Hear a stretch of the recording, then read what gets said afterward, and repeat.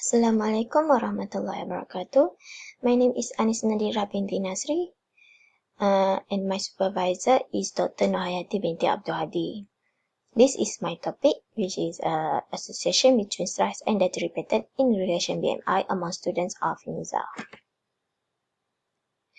So this is my table of contents. Start from the introductions, methodology, result, discussion, conclusion, and lastly reference. The introduction divided into three parts: background of study, objectives, and hypotheses. So the background of study, the last study had shown that the exposure of the stress also can lead to poor eating habit, which the individual lacks of time, especially for university students. Some university students want something fast and cheap, so that they can eat at that time. Stress also can occur at any time, which they are a pressure in one's personal, social, professional, or academic life, which change, worries, and distress might be as a function for the stressors and exacerbate health problems in the later life, such as obesity. Depends on the individual.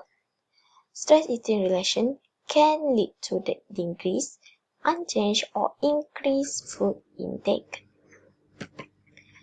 For the objectives for this study is general is to investigate the association between stress and dietary pattern in relation to BMI among students of UniZA Comparat campus.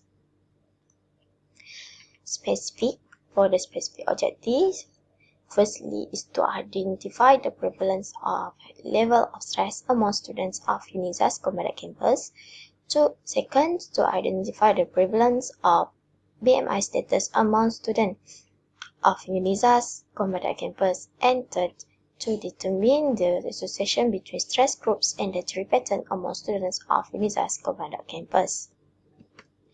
So, for the hypothesis, null hypothesis is there is no association between stress, BMI, and dietary pattern among UniZA students. For the alternate hypothesis, there is a significant association between stress, BMI, and dietary pattern among UniZA students. We will proceed to methodology. For the methodology, there are two parts: study design and data analysis. For the study design, it is a convenience study. Duration start from the 1st June 2021 until 31st January 2022. The location is at University Sultan Zainal Abidin Comparat campus. Population are from the UniZA student from faculties FKI, FRIT, FPK, FSSG, and FIK. For the inclusion criteria, students from FKI, FRIT, FPK, FSSG, and FIK, they must have internet access. Respondent age are from 18 and above. Respondents are able to read, write, and understand both Malay and English. And the exclusion criteria is the students who are on diet modification program. So the data analysis for the study is I use the IBM SPSS for Windows version 21. Data will be performed in tables and diagrams to make it easier for interpretation. So the p-value is bigger than 0. The p-value is lower than 0.05 considered statistically significant. In terms of descriptive data, percentage median frequency. In terms of descriptive data, we will use percentage, median, frequency, mean, standard deviation. % chi-square was performed to determine association between stress groups and dietary patterns. Next, we go to the result and discussion. So firstly, we look for the demography. Gender, most of the respondents are female. Based on age, most of the respondents are aged from 20 to 22 years old, and the least are 23 to 25 years old. For the ethnicity, most of the respondents are Malay, and the least are Chinese. For the family income, most of them are B40, and the least is T20. For the physical activity, most respondents have low physical activity, and least of them have high physical activity. For the faculty, most respondents are from the FKI, and a few of them are from the FIK. They are from the least respondents. So now we look to the objectives. 1. To identify the prevalence of level of stress among UniZA's students. So this is the variable level of stress. The total that I have is 219.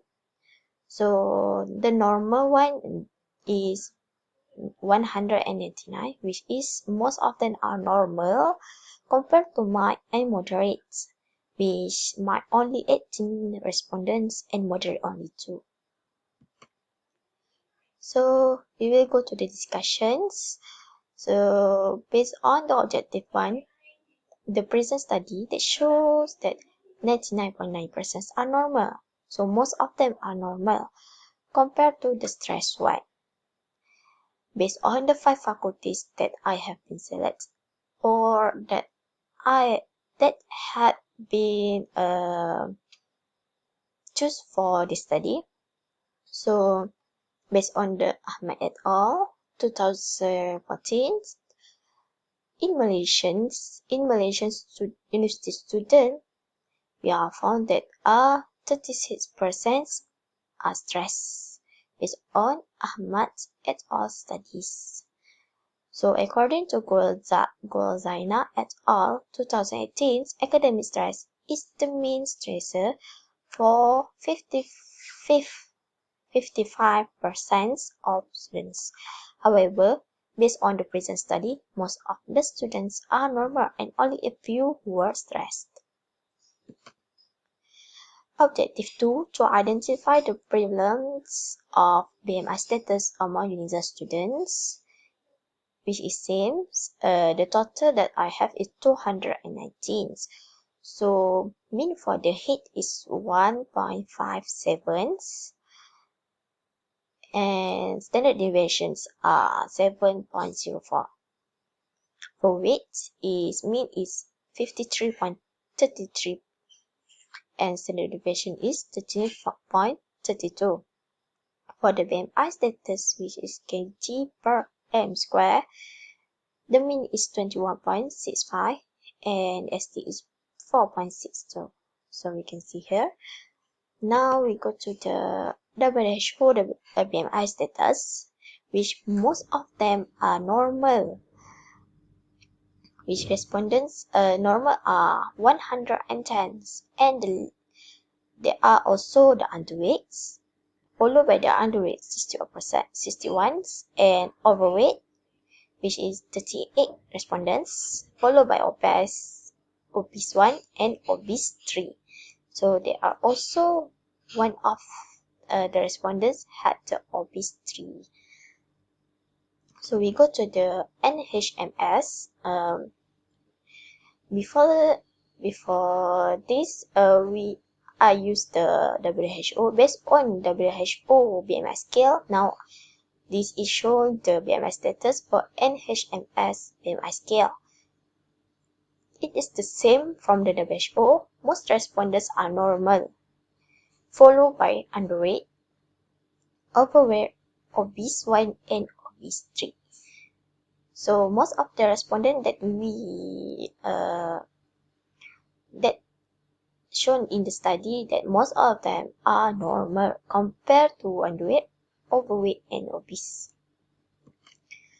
For discussions, Objective 2 is most of the students had normal BMI in both World Health Organization and National Health and Morbidity Survey 2019 BMI scale.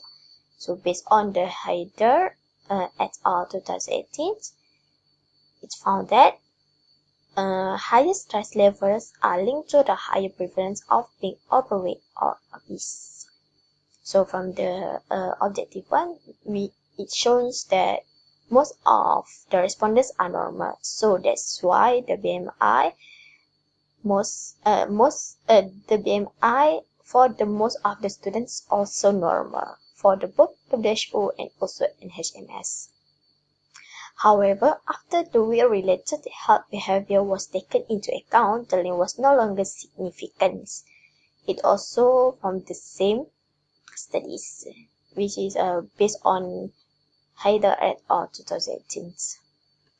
Now we go to the objective 3 to determine the association between stress group and dietary pattern among UniZA's students. So from this objective, we will saw many tables later. Firstly, I will show for the meal patterns per day. This pattern and dietary pattern start with the meal patterns per day. I use the percent chi-square test. So we saw that the non-stress, the total number of the respondents is also 219. So the non-stress is the most of the respondents. The most of respondents are non-stress compared to stress. So we saw here that the twice and thrice meal pattern per day is the highest in the non-stress, while for the stress is the thrice meal pattern per day is the highest. The X2 is statistical X2 is 10.26 and p-value is 0.16. Second is the skip meal per day, which breakfast, lunch, and dinner. So for the non-stress, the highest one is for the breakfast. Most of the non-stress respondents skip their breakfast, and the least are lunch, because based on the students, based on the student self, for myself is most of us skip breakfast and we will eat lunch together with breakfast. We call it brunch, something like that. So dinner,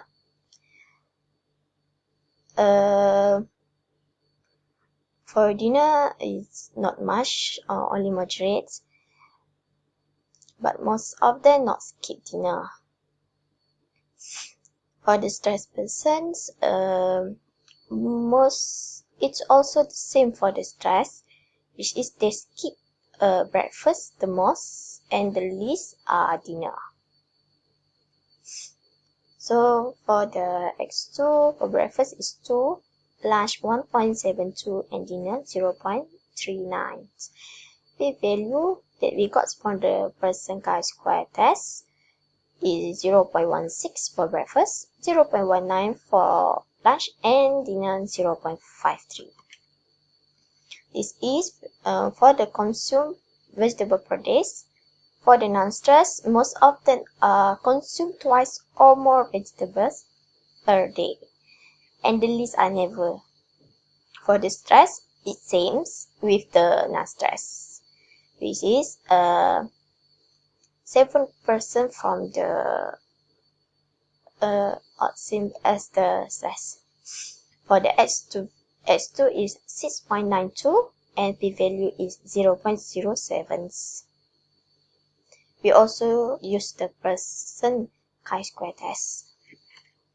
For the consumed fruit per day, non-stress, mostly occasional, most of the respondents occasionally consume fruit per day, and the least are never. Same with the stress. X2 is 11.74.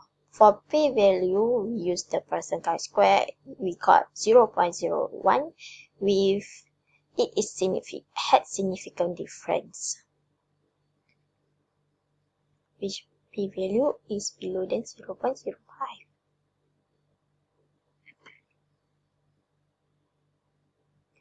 So the consume fast foods,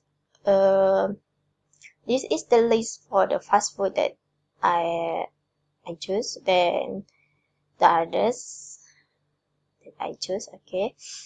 So for the non-stress, most of them had choose the burger, and the list was none.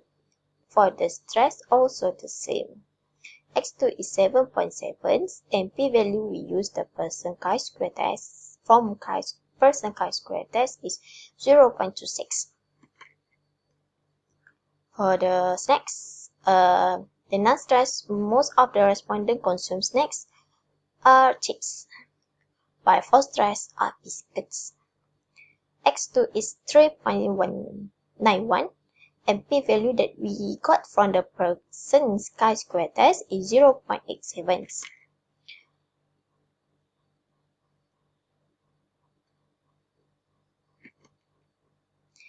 This is the continue for the snacks before this. Continue with this. Okay.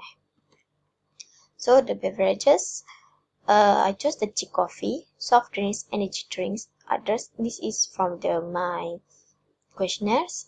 For the non-stress, most of them prefer tea or coffee, and the least they prefer are others. They choose others. For the stress are same. The most are from the tea and coffee. They prefer tea or coffee, but the least are soft drinks and also energy drinks. So X2 is 14.41%. P-value that we got the person chi-square test is 0.01, which is below than 0.05. It is significant. There are significant difference. So the discussion for the association between stress group and entry pattern is the current study found that there are no association between stress and dietary pattern among UniZA's students. So we can see here that because it's no association, there are only two significant difference compared to the others, which they show that there are no the majority of them are no association between stress and dietary pattern among user students. So according to current study, it shows that dietary pattern of individuals not influenced by stress. It also shows that the students prefer to eat unhealthy food either they were stressed or not. It depends on the others, either they want to eat fast foods or not. For the conclusions, there are two parts. For the limitation and also strengths includes in the conclusions. So we go to the conclusions. The study able to find the level of stress for each students and BMI according to WHO and NHMS BMI scales. So there are no association between the stress, BMI, and dietary pattern among UniZA's students. This study failed to reject null hypothesis. So the limitation is the measurement of height and weight may be biased because of the students measure by themselves. The sample size is small, which the total I got is 219, which did not reach half of the target sample size, which is 466 respondents that I need. So the strength for the study is it was able to see the prevalence of stress and BMI status among UniZA's students from 5 faculties that have been selected. That's all from me. Thank you.